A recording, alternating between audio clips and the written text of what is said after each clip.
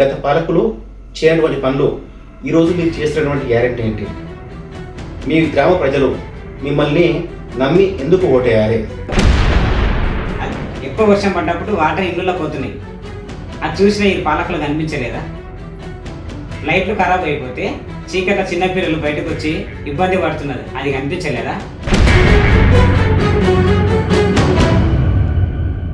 మన గ్రామంలో పింఛన్ రాక చాలా మంది ఇబ్బంది పడుతుంటారు. వితంతులు కానీ, వృద్ధులు కానీ, వికలాంగులు కానీ, ఆ సమస్య వీళ్ళకి ఇన్ని రోజులు కనిపించలేదా?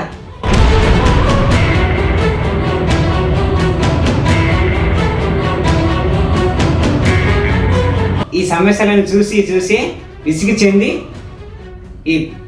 ఈ రోజు సర్పంచ్ అభ్యర్థిగా నేను నామినేషన్ వేయడం జరిగింది.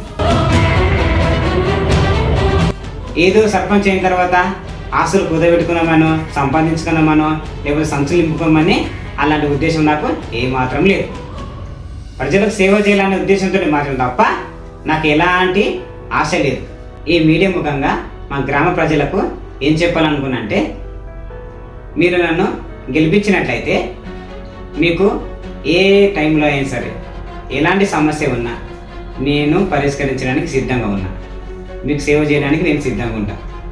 మీరు ఈరోజు నా దగ్గర డబ్బు లేకపోవచ్చు, అంతస్తులు లేకపోవచ్చు, కానీ ఈ గ్రామానికి సేవ చేద్దామన్నటువంటి మనసు నాకుంది. మీరందరూ నన్ను గెలిపిస్తే ఈ గ్రామానికి సేవ చేసుకునే నాకు అవకాశం మీరు కల్పించడానికి కోరుతున్నాను.